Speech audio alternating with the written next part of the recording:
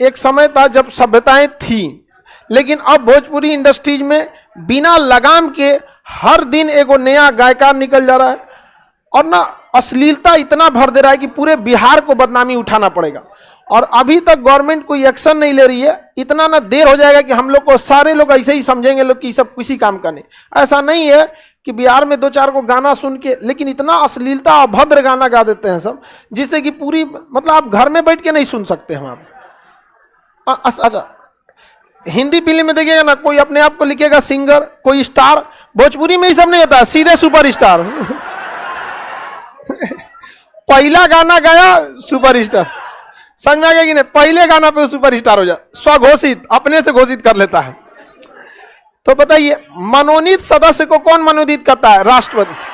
आप यदि अच्छे अधिकारी रहेंगे तो आपको मनोनीत किया है। कला में, बैडमिंटन के लिए, ओलंपिक में या किसी चीज में, कला की तो कोई सीमा ही नहीं है, तो उसे क्या किया जाता है? मनोनीत कर लिया जाता है। कौन मनोनीत करता है? अब एक बात बताइए, राष्ट्रपति ने जिन्हें मनोनीत किया है वो तो कभी भी राष्ट्रपति का ही साथ देगा।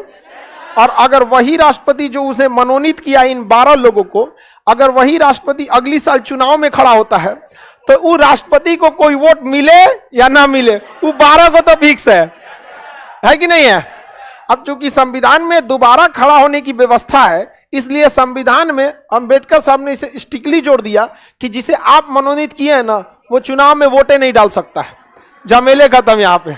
समझ में आ गया अंबेडकर साहब को क्यों इतने आज के समय में भी इतनी उनकी संविधान को जब पढ़ते चलिएगा ना, तब आपको समझ में आएगा कि क्या थे अंबेडकर साहब।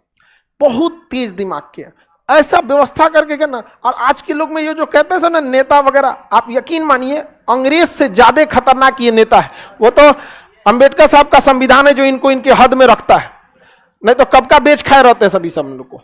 अंग्रेजों से ज्यादा अत्याचार कर देते सभी सब, लेकिन उस संविधान ऐसा रखा गया नहीं, लोगों की लगाम में है लोग यहाँ पे। और इस सबको हकीकत में देखिएगा तो मने मने कोसते रहता है सब लुटेरा सब अंबेडकर साहब को। ऐसा ना चाबी ऐंठ के गए ना, सही में है आपको। यहाँ पुलिस को लगता है वही सब कुछ है, कोर्ट में जाने के बाद हालत खराब हो जाता है। कोर्ट को लगता है वही सब कुछ है, कोर्ट से निकलने के बाद कुछ नहीं है। समझ में? यही तो संविधान है। कौन क्या है पता ही नहीं चलता है, सब कुछ देश की जनता, हम भारत के लोग। समझ में आ गया कि नहीं?